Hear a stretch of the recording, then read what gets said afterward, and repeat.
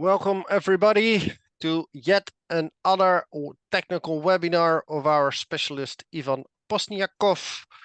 Ivan is our specialist for the tropical markets, South Asia and Southeast Asia. Today he is going to share his knowledge and insights on a beautiful crop, Begonia. Ivan, floor is yours.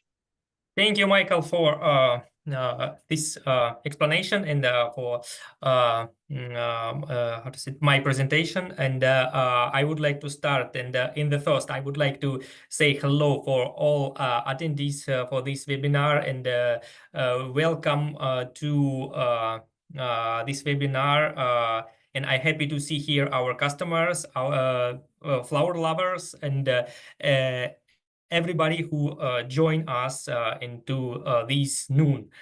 So let's start with this fantastic crop. In the first, I would like to explain something which is in behind of technical things, and we start with the Begonia assortment.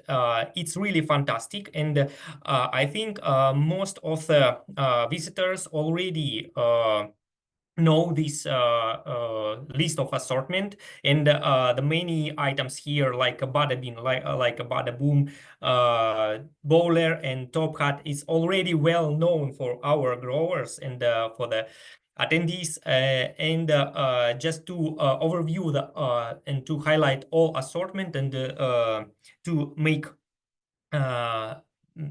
understanding about the all assortment, I would like to note that now we are able to offer not only Syngenta assortment. Now in the list we have also Flora Nova assortment, like a Fairyland and Icon. This is also very fantastic and very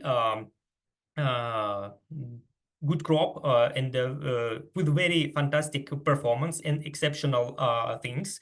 And total assortment, it's very, very big. It's about 11 series.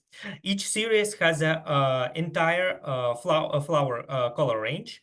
And so that is why the total amount of varieties can cover any wishes that growers can find, and or end consumer can find in their imagination.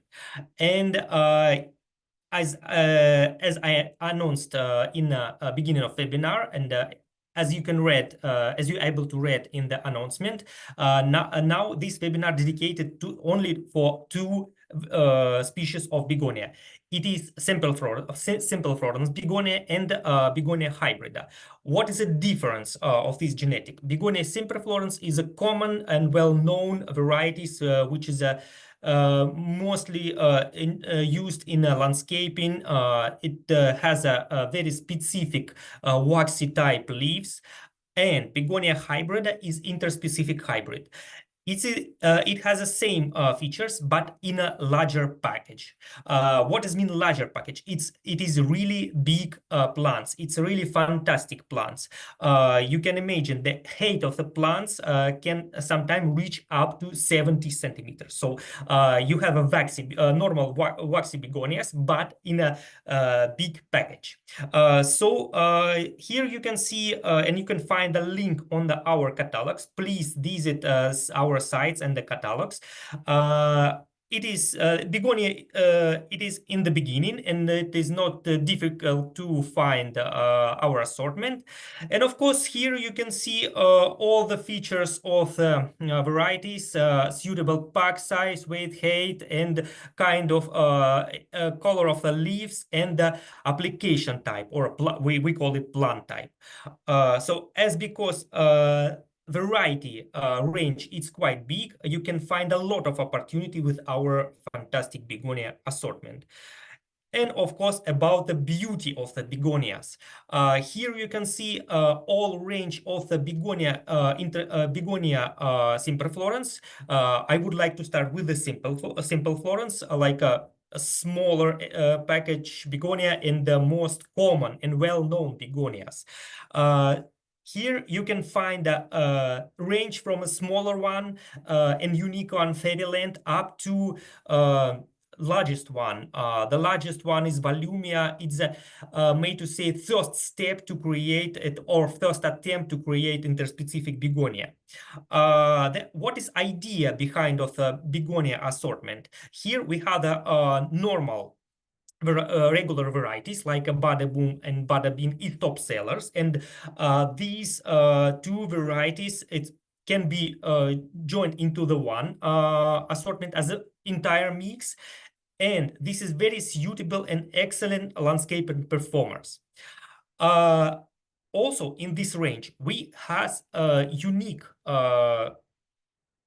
offer to the growers. First one is a Fairyland. Fairyland is a quite small begonia with a unique double semi-double flowers.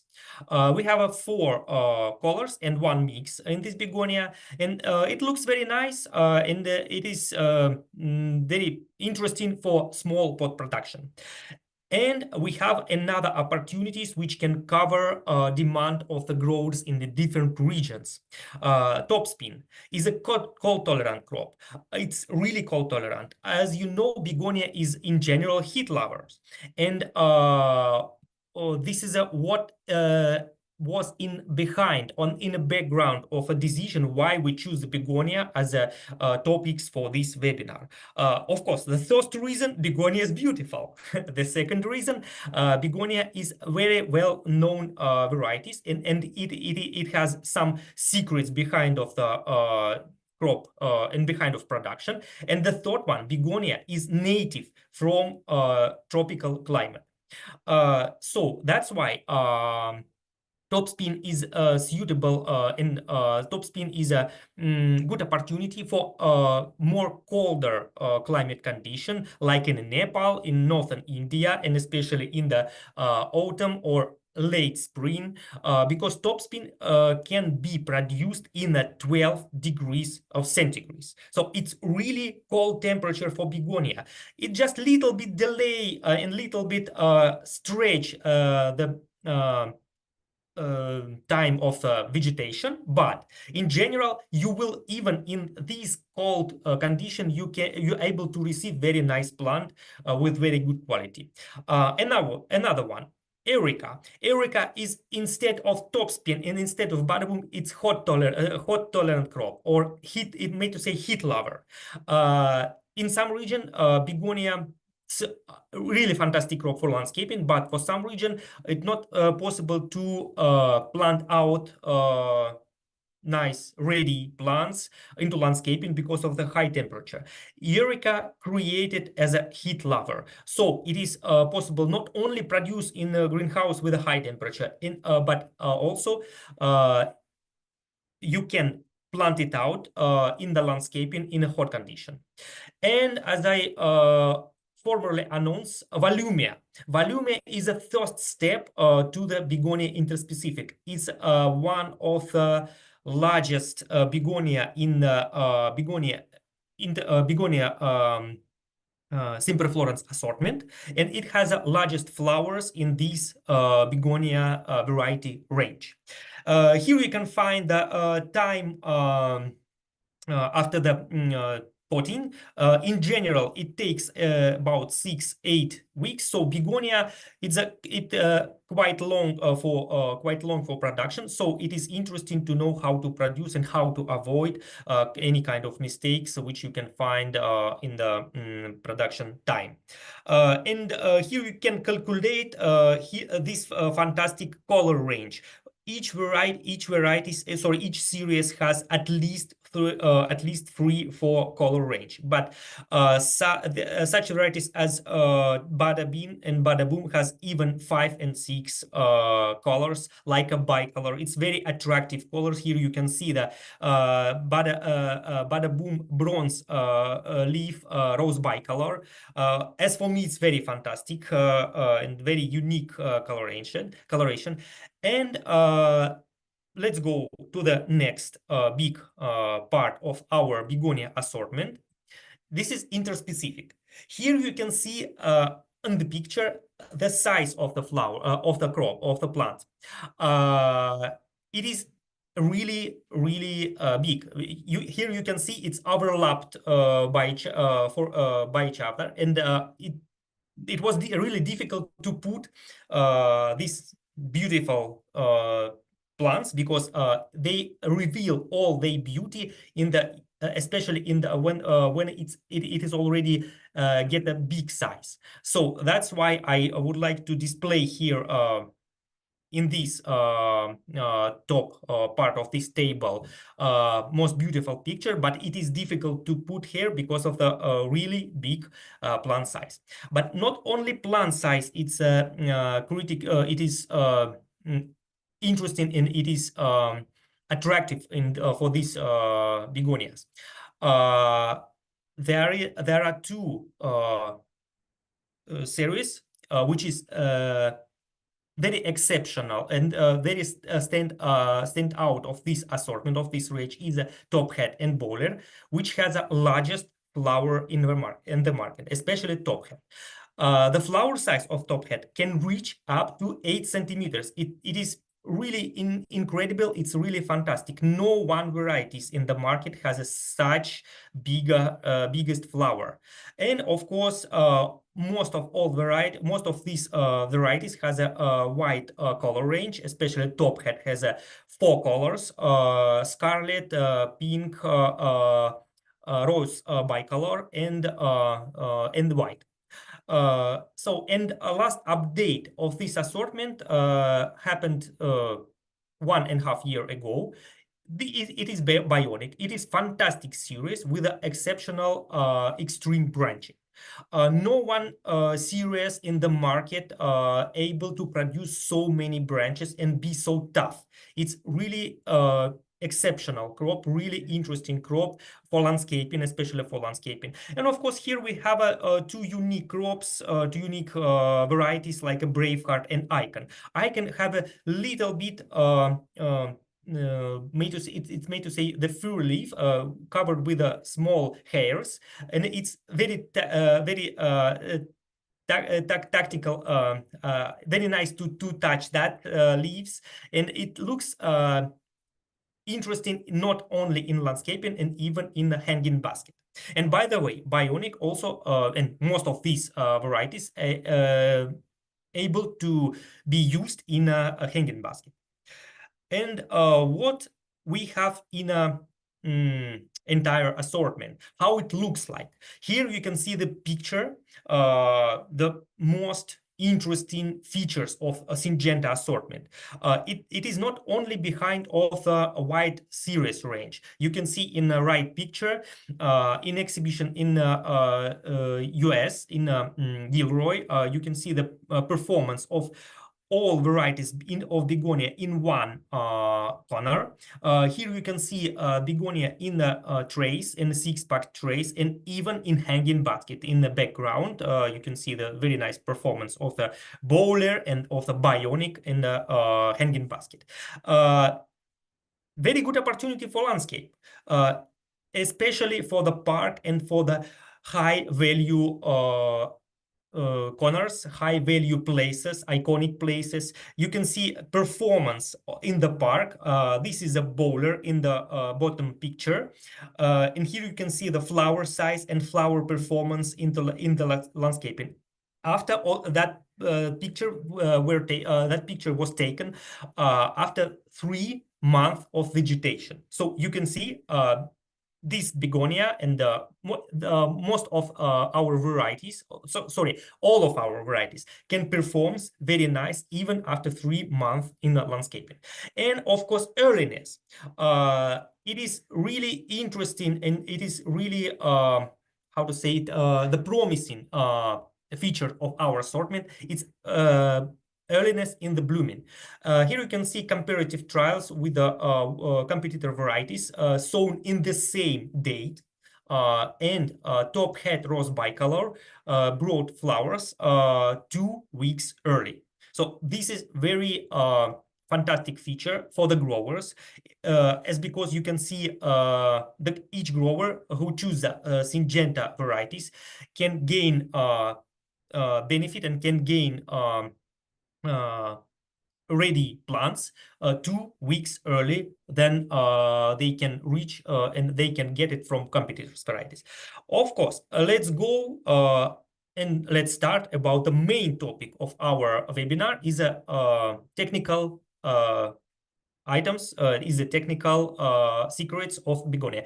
And as usual, I would like to start with the hygienic and with the phytosanitary condition, because I always talking about these just to make you aware that this is very critical things, and it's even most critical than other secrets behind of each crop technical tips. So here you can see the main pillars of the phytosanitary, of the hygienic. I would like to little bit explain which is here in the what is a pillar.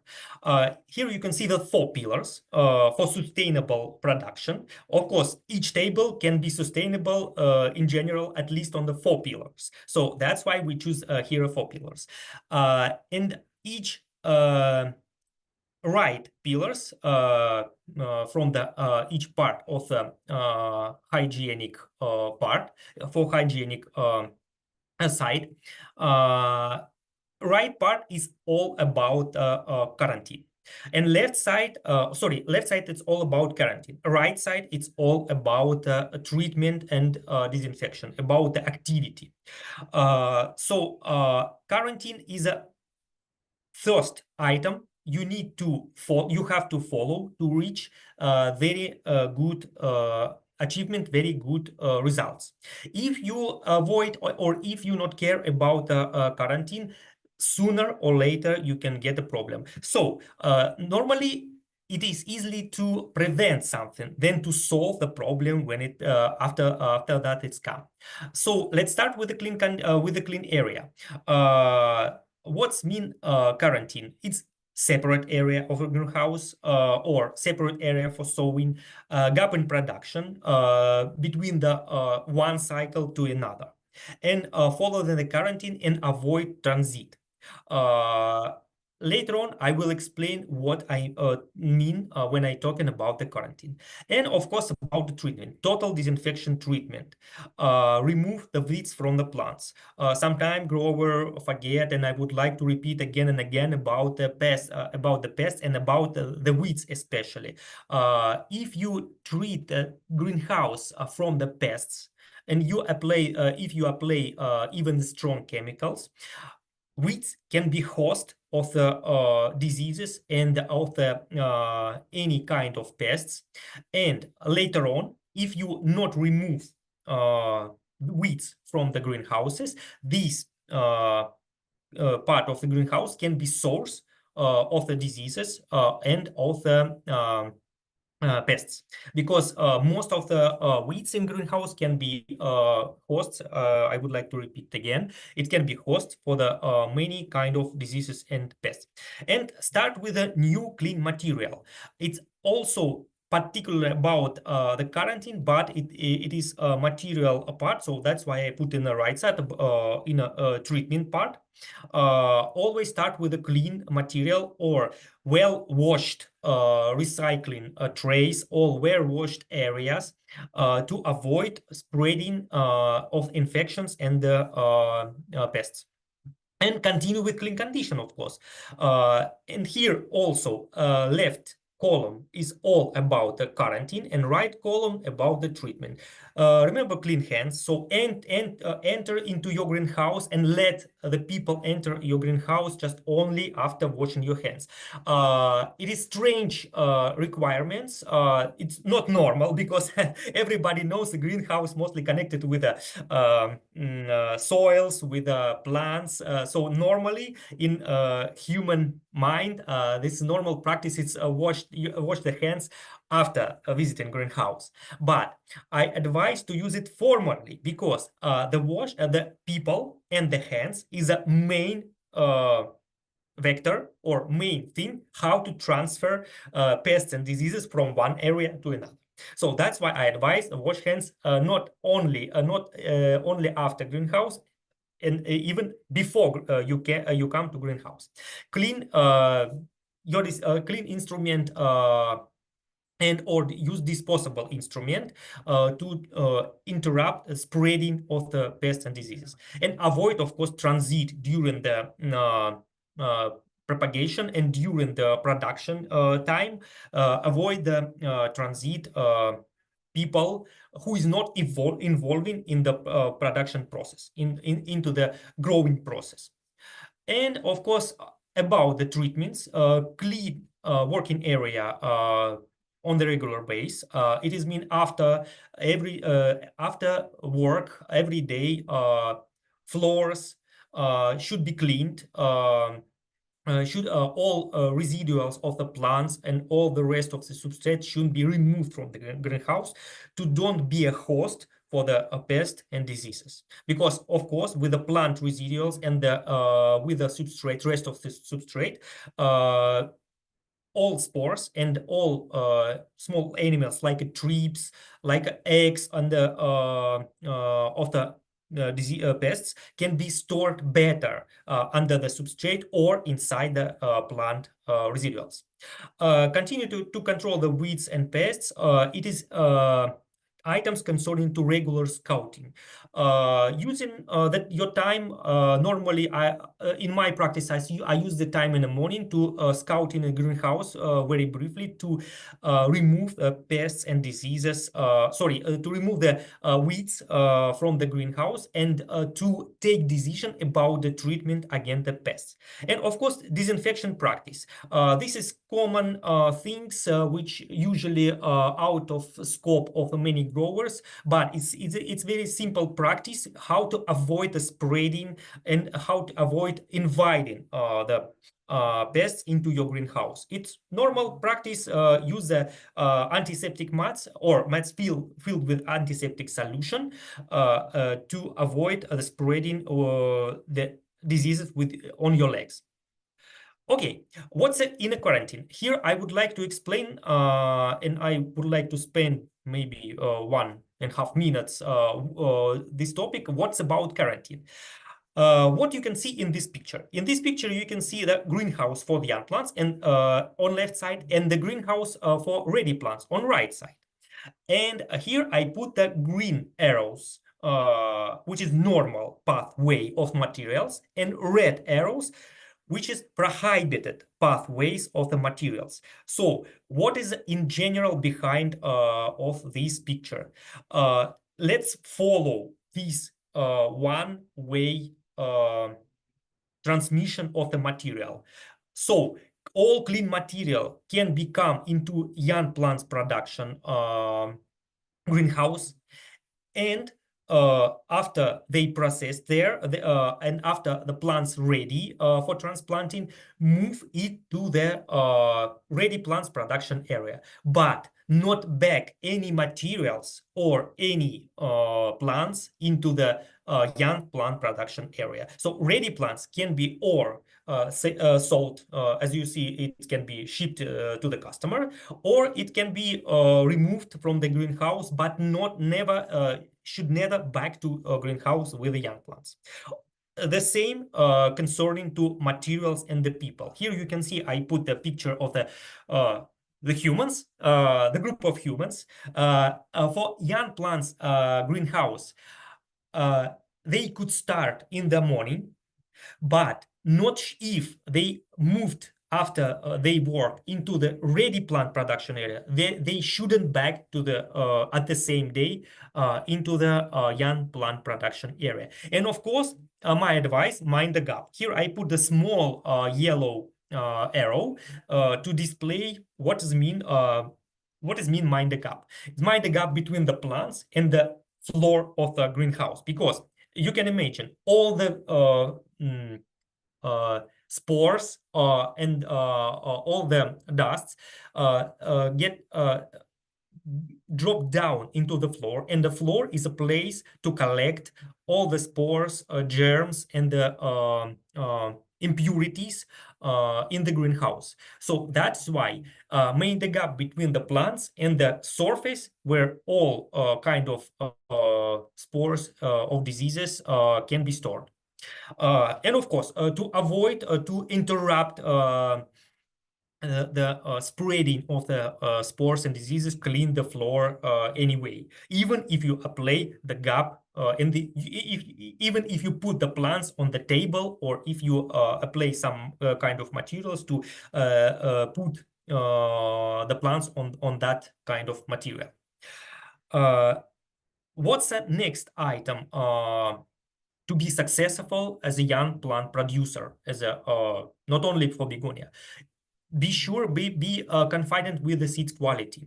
Here I display the picture of the package specifically for the Begonia seeds. Here you can see the all listed items displayed on the surface of this box. This is a small box. It's about maybe 30 milligrams or 30 milliliters box. It able to contain even 5,000 of begonia seeds. Here I noted just only the pelleted 100 seeds, but honestly, in this small package can be placed about 5K seeds of begonias. And so here you can see the name of the species, name of the series and varieties, name of the material, pelleted seeds, and number of lot, number of date where it's taken, when the seeds were produced, and the mass of the 1,000 seeds. This is sometimes can be valuable information for the growers to how to calculate the seed quantity, to know what's the mass of 1,000 seeds, and of course barcode to recognize what is a batch and what is a lot of this begonia. Let's try to, before you start to sowing, let's try to check briefly all items noted here. And please inform customer service if you find something which is can be something wrong, or maybe you can see the damage of the sachet or the damage of the package, or you can find some impurity in the seeds. Please immediately inform customer service to solve the situation. And what about seed storage? Here I would like to remind you that begonia has a very small seeds, very tiny seeds. It's like a dust.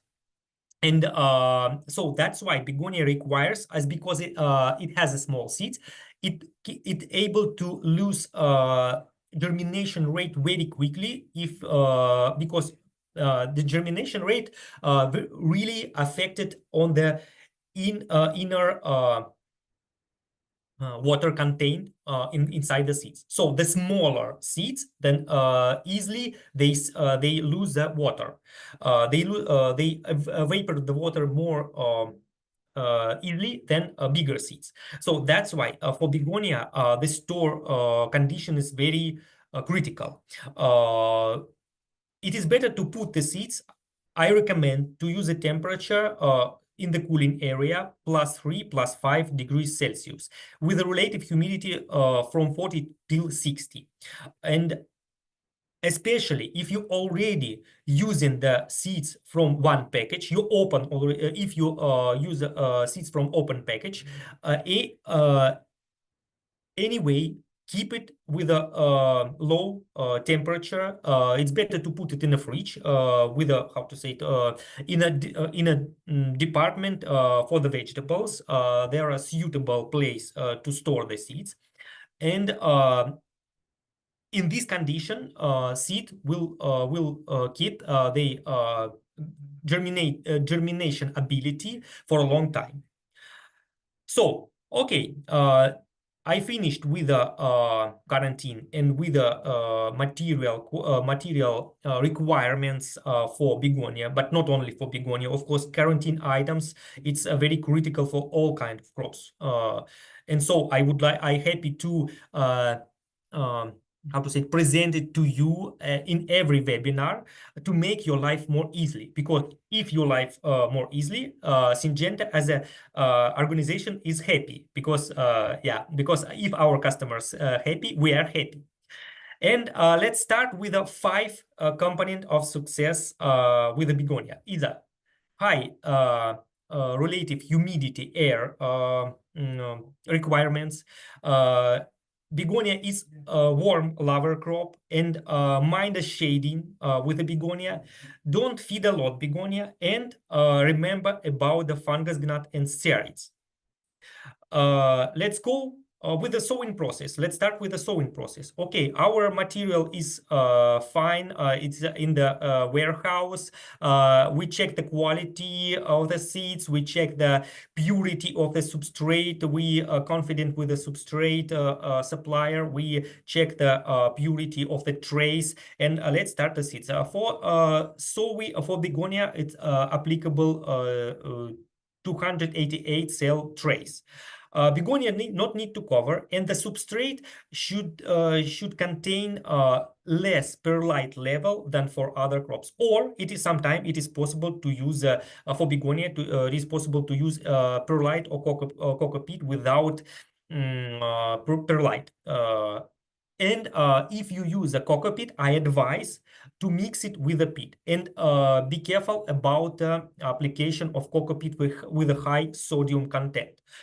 Be confident that you rinse cocopeat as well, and it shouldn't contain a lot of sodiums. It is better to check EC before you sowing, and EC should be 0.5 millisiemens. So if you check it is 0.5, it means plant will not damaged by sodium, because it's because begonia quite sensitive to the high sodium content, as I mentioned it for gerbera. And here you can see the pH requirement of begonia is quite closer to gerbera requirement. So begonia is acid lover crop as well. And here you can see the pH range 5.5, 5.9. Wet of the substrate should be in a level 5. It means it's better to soak the trays with the substrate, or fill the substrate with the water up to full saturated level. Why is critical? Because begonia takes a long time for germination. So that's why it need to be substrate need to be filled with the water enough, because all that time begonia honestly shouldn't be watered too much. And after sowing, after you put the begonia seeds into the trays or into the bedding into the sowing bed, check whether the pelleted seeds dissolve their coverage, dissolve they cover.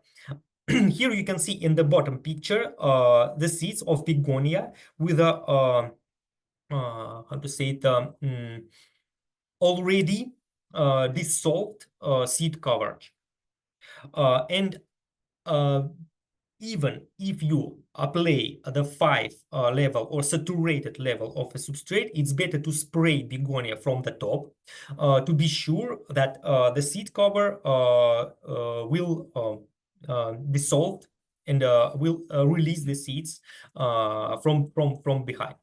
And apply the spraying not directly into the plant. It is also critical for begonia, because if you apply the strong spraying directly into the seeds, you can wash it out. So that's why it's better to use the horizontal position, like I displayed in the right top picture. And in this kind of application, you will not damage the small seeds of begonia.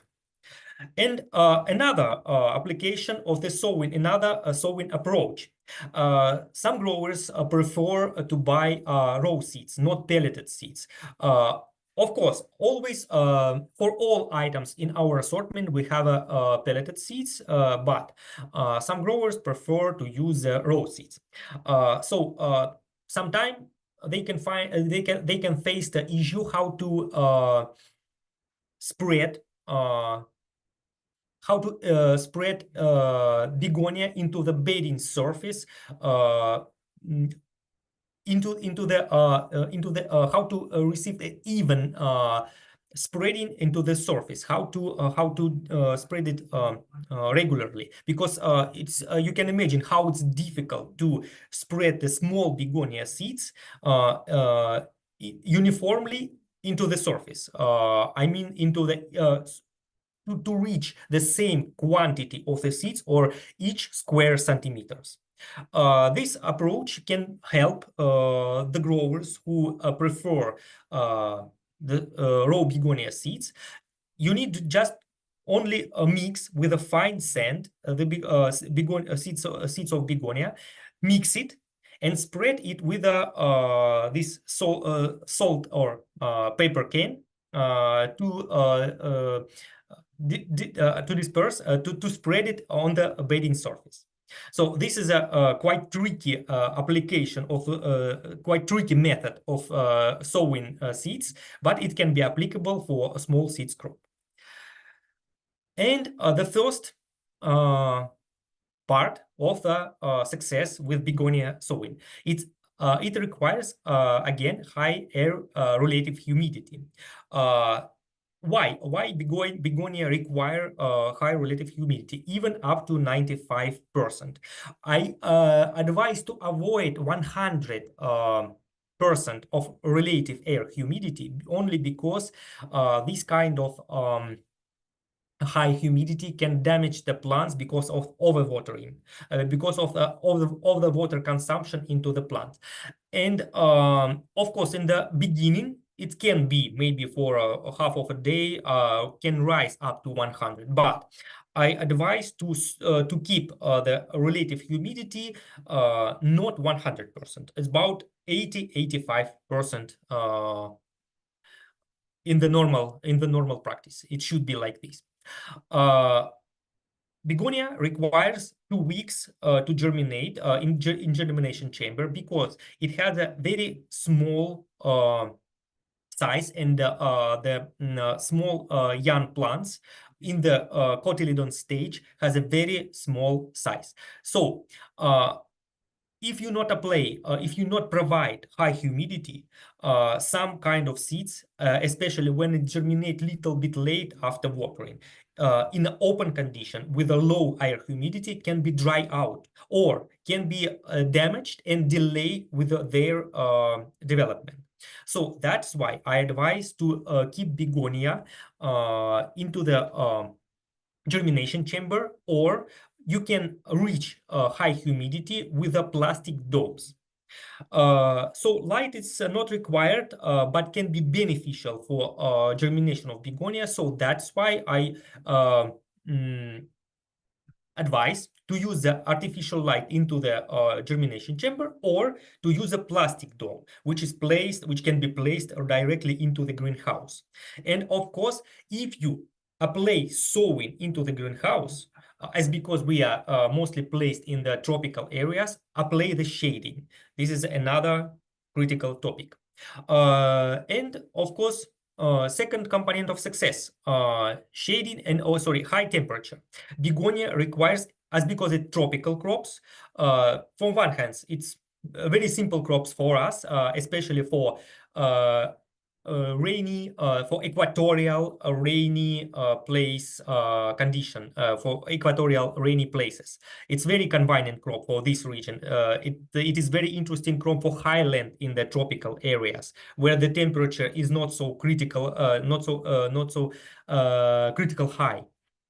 But on the second hand, the high temperature requires for germination, for successful begonias germination. Here you can see example of the germination chamber, which provided with heating elements, with the sensors, temperature sensors, and with the air condition. In this germination chamber, it is possible to control microclimate condition in very precisely way. In the small right picture, you can see the quite simple way of germination, quite simple example of germination chamber, supplied with a LED lighting, but with a simple shelves and with a simple air con conditioning. It can be different, but anyway, I advise to use for begonia germination chamber. This is the best solution for most of varieties. But if you have no any kind of germination or not able to use apply germination chamber for begonia, you're able to apply the plastic dome. And here you can find the two different construction of plastic dome. In upper picture you can find a plastic dome made with a pipes, with a curved pipes. And in the bottom you can find the in the bottom of the picture you can find the plastic domes covered, made from the metal wires and covered with a plastic, with normal plastic. And some of growers apply entire plastic without any kind of holes, any kind of how to say, the small specific small holes to let the water vapor go through that plastic. So some growers use entire plastic. So it is depends on the what kind of condition, or if you need to adjust the plastic, please feel free to use the plastic with a specifically made holes or without holes. And but I really advise to use and to provide the shading. This is a third component of success of begonia. If you apply begonia, if you apply the sowing outside of the germination chamber directly into the greenhouses. Why it is necessary? The shading cut the excess of the light, so it also cut the heating of the tray surface and heating up of the seeds. So it will help you to apply the water as less as possible, because because begonia requires really wet condition for the at least 1 or 2 weeks to germinate, to be germinated well, or to reach high germinated level. You need to you need to support the plants, and you need to apply the watering if it's dry out quite quickly. So shading will and this application, this very frequent watering application can be can promote algae growth. And some algae can be toxic for the plants and can uninhibit the plant's growth. So that's why it's critical for such crop as begonias, which is a heat and humid lovers. And so not forget to prepare the some kind of chemicals on the base of the peroxyacetic acid to control and to manage the algae's growth. And double shading even it can be supplemental, or even can be beneficial for the greenhouse germination approach, which give you chance to reduce the watering of the begonia. Okay, what's happened if you not apply normal shading, and why I spent about 2 minutes already to explain what's the reason of the shading for the begonia. Here you can see the picture of uneven germination level of the begonia, which were sown in the bed, not in the plastic trays, in the bed, and which where that seedlings were opened quite quickly and not covered for a long time with plastic domes. And here you can see an uneven germination. Some of the seeds is faster. The seeds which germinated a little bit late after watering is depressed, or is inhibited with a low humidity level or dry condition. And the results of the transplanting is also not fairy. Here you can see in the bottom picture most of the begonias dumped off because it's already get damaged with a low humidity condition, and it is cannot protect themselves from the diseases, from the any kind of negative factors, and they get dumped off. Most of the cells you can see here is about maybe 10% of empty cells in after transplanting. So what's should be happen, what you should apply right after germination to get this nice picture, as you can see in the right part of the slides.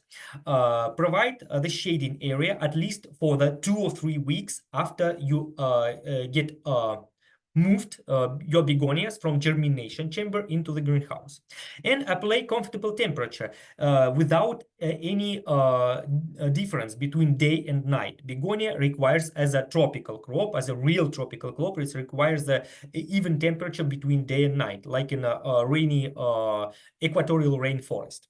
And the light shouldn't be too high, only 25 up to 45 kilolux. And so in this case, to provide the comfortable light condition, that's why I talked about the shading for the begonias. Apply good shading for the begonias again. Fourth component of the success is don't watering begonia too much. The reason I explained already, the overwatering of the begonia can lead it to the can lead the situation to the algae's development on the surface, and most of the algae can be toxic. It's also plant, but it can try to struggle with the biggest plant to spread the chemicals to inhibit the growth of the big plants. So that's why algae can be toxic, and normally it's toxic for the begonia, especially begonia has a small size of the young plants. So that's why begonia can be injured a lot by algae. So that's why don't apply too much water, and don't feed begonia too much. Begonia mostly is naturally from the rainy forests, for the rainy tropical forests. And you can imagine, with very frequent rain, begonia not able to get too many salts, not able to get too many fertilizer from the soil, because it's normally in their in the natural condition they mostly rinsing by plenty of water, and keep the substrate level in between 4 and 3 stage, between wet and medium, and not let it dry too much. From one hand, not apply too much water. In other hands, not let the substrate dry completely. And here you can see advice to apply the relatively small amount of fertilizer on the level of 50 till 75 ppm of ppms of nitrogen. And of course, the substrate salt concentration should be on between 0.5 till 0.75. 0.5, it's really low level of the salt concentration, because you can imagine peat-free of fertilizer has a EC level about 0.5, and the critical for most of the critical level for most of the crops, it's 0.4. So that's after this explanation, you can imagine how less of fertilizer begonia should be applied. And here is a example of a fertigation schedule for the begonia. It's just example, not try to follow up this scheduling precisely, because the level of the fertilizer should be different, should be affected by the light level. The much level of light begonia plants received, the much fertilizer they required. So this is a common practice. And not apply too many calcium and magnesium for begonia. Here I put just only the free application within 8 weeks. It's not usual for most of the crops. And here you can see the normal frequency of calcium and magnesium application for begonia, just only one time in 2 or 2.5 weeks. And fifth component protect begonia from fungus gnat, and steroids. As because begonia requires a too high level of substrate humidity, it's good. It brings a good condition to propagate for the fungus gnats and for the scariots. I not advise to apply a lot of chemicals. Honestly, the best thing how to protect your plants from the fungus gnats is to apply precautions. It's to apply any kind of treatment before the animals, before pests will come to your greenhouse. So here you can see the entire scheme of plant protection. Irrigation management. It's not about the chemical application. Irrigation management, it's about the condition which can provide normal how to say it normal level, normal condition which can interrupt propagation of the fungus gnats. Biological method, and of course the traps. Sorry, I put the traps in the bottom level, but honestly it should be in a second position. So that's why pay attention a lot of for the traps. And you have to choose, or traps the animal, or you can get a damage of the plant. And of course, chemical and biological protection. With the chemical protection, you can apply the carbonyl or malathion.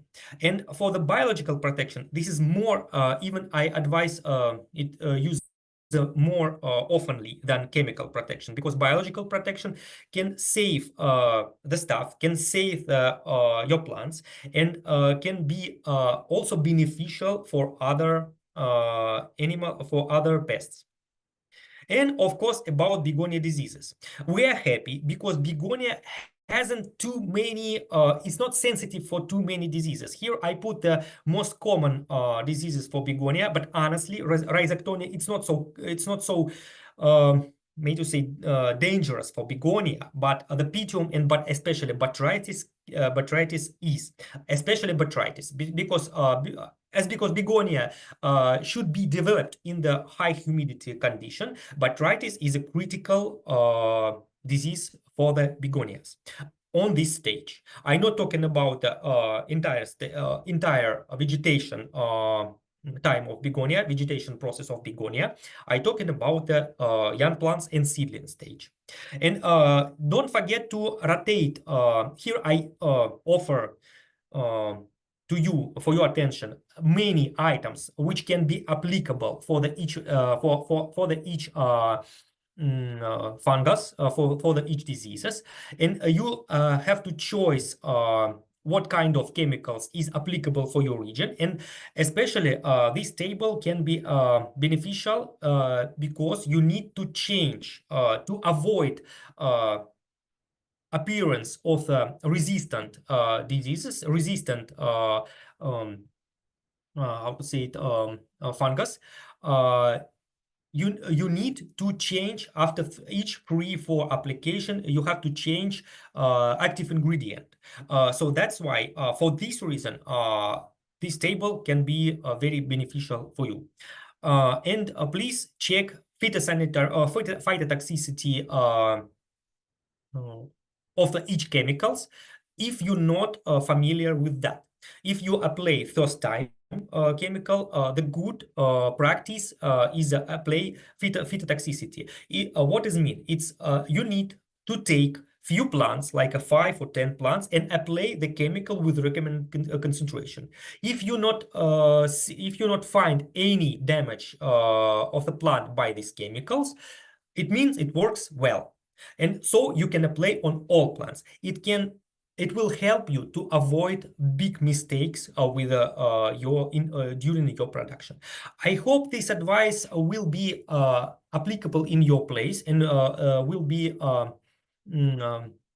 interesting to hear at this hour. And here I would like to say thank you very much, and I would like to announce the the presentation, the next presentation for the next week. And please not forget to reach out your key account managers by mail or by WhatsApp as well. And thank you for your attention. And now I give a stage for the Michael. Yes, thank you, Ivan. Again, a very interesting presentation. The floor is open for questions. Please go to the Q&A button and raise your questions there. I can also imagine that some questions might pop up later, and that is why Ivan, as well as Amjad and Gautam, are available for your questions through email. This presentation has been recorded, and you will receive the recording within a couple of days in your inbox, so that you can play it back and learn more about the fantastic story that Ivan has shared with us. At this moment, there are no questions, so I assume that everything was pretty clear. There's a question from Sukarit on the soil mixture. Can you say something about the importance of soil mixture, Ivan? Yes, soil mixture is important. As I mentioned formerly, normally I advise to use a peat, normal peat with a quite low pH level, about 5.5 till 5.8. And it is also possible to use a natural substrate like a sand, but please be careful about to apply substrate without checking pH and EC. What's happened with the plants if you not check pH and EC in the substrate?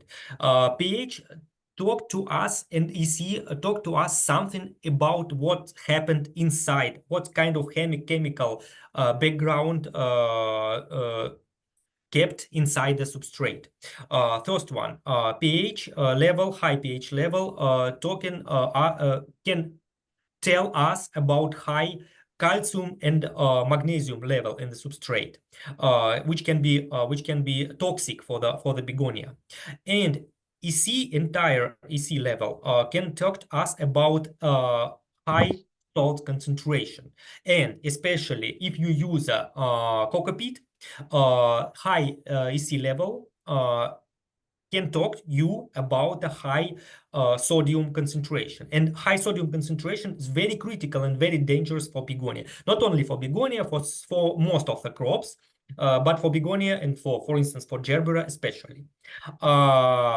So that's why you're able to use any kind of substrate, but my advice, use before using, it's better to check EC and pH.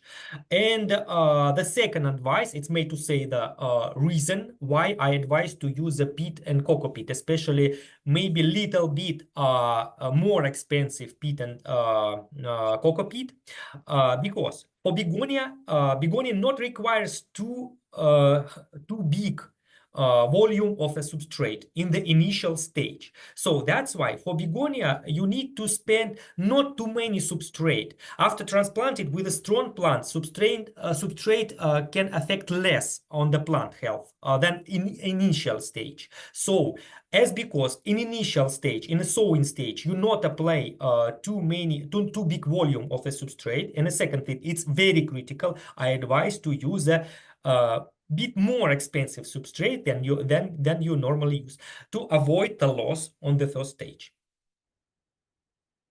Yeah. Thank you for the question. Yeah. Thanks, Ivan. I see no further questions in the Q&A. Let's give everybody 10 more seconds for other questions. I think that's it. Thanks everybody for joining exactly within the hour. Great job, Ivan. And looking forward to see you all again in our next webinars. Have a lovely day. Thank you very much, and see you next webinar. Yeah.